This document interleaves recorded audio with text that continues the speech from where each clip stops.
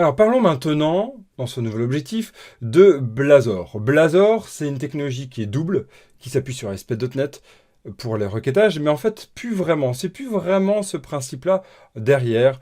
On va en discuter tout de suite, hein. Déjà, rappelons, hein, on le voit ici, il y a deux types de Blazor. Il y a le Blazor client et le Blazor serveur. Le Blazor serveur, c'est quoi? C'est du ASP.NET Razor, ici. En fait, avec un système de WebSocket qui fait croire qu'on est du côté client, qui fait croire qu'on est vraiment dans une application qui est SPA, un peu comme Angular, React ou Vue, mais en fait, c'est juste des allers-retours avec le serveur, et c'est juste une régénération qui est ajaxifiée. Bon, maintenant, c'est du WebSocket. Donc, c'est pas tellement propre, et personnellement, moi, j'aime pas du tout cette technologie-là, puisqu'en fait, ça me rappelle des anciens temps où il y avait trop d'allers-retours avec le serveur, avec la technologie SPX, où ils tentaient de faire pareil avec les web templates, hein. C'était vraiment un peu l'horreur.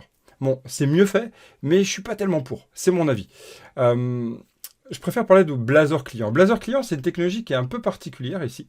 Et en fait, on va en parler. En fait, il y a le runtime.net. Il y a le runtime.net, hein, donc le runtime.net ici, qui est vraiment avec le moteur ASP.NET, ASP.NET, quand même. Mais c'est vraiment le runtime.net qui va avec votre code. Donc là, vous avez développé votre code. Donc ça, c'est votre code à vous. Le code Razor. Et donc, quand vous allez suivre cette formation, vous comprendrez mieux ce que c'est le code Razor. Hein, c'est la technologie qui permet de générer des pages HTML. Mais ici, en fait, tout ça, c'est pas utilisé pour générer du HTML du côté serveur, mais du côté client. Et comment fait le moteur? Eh bien, en fait, il y a une publication, un encodage vers du WebAssembly. Donc là, il y a une génération du WebAssembly. Donc déjà, on va le mettre ça comme ça, ici plutôt.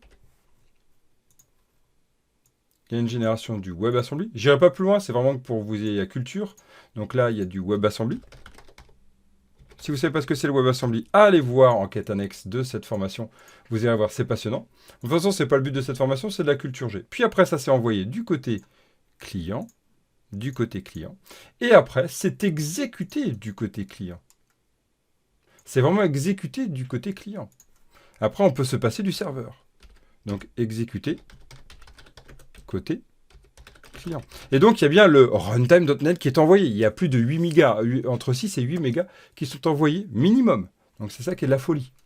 Et après, tout ce qu'il va falloir, c'est utiliser l'ASP.NET Web API, donc toute la partie Web API, ou un autre serveur Web API, ou un autre site Web API. Hein.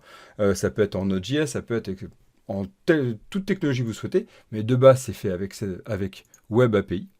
Et donc, du coup, ici, on a l'ASP.NET Web API qui va servir pour alimenter ici les données. Donc ici, c'est renvoyé en JSON. Voilà en général. Qu'est-ce qu'on peut dire en gros? C'est que on a un moteur ASP.NET qui sert à créer des composants, qui sert à comprendre tout le système, mais en fait, il est réutilisé et complètement été repensé pour faire un système qui se veut vraiment utiliser la puissance de WebAssembly du côté client avec du JavaScript, très peu de JavaScript, hein, c'est vraiment du .NET en runtime du côté client. Voilà ce qu'est le Blazor client aujourd'hui. Vous voyez, ça change complètement la donne avec ce que nous on est en train de faire avec ASP.NET MVC qu'on a vu juste avant. C'est des MPA, Multiple Page Application, c'est-à-dire qu'à chaque fois que j'ai besoin du HTML pour une nouvelle page, eh bien je vais faire une requête au serveur qui va me donner toute la page HTML. Ici, c'est vraiment tout se construit du côté client. Si j'ai besoin de nourrir du HTML pour changer de page, rajouter des composants, eh bien tout se passe du côté client. Il n'y a pas de requête vers le serveur. La seule requête qu'il y a vers le serveur, c'est la première fois pour récupérer le code, et après, ça ne part que sur des web API, donc ça sera du JSON après. Voilà sur ces notions-là. Alors maintenant, si vous êtes toujours accroché, eh bien, on va passer à Razor Page. On en parle tout de suite.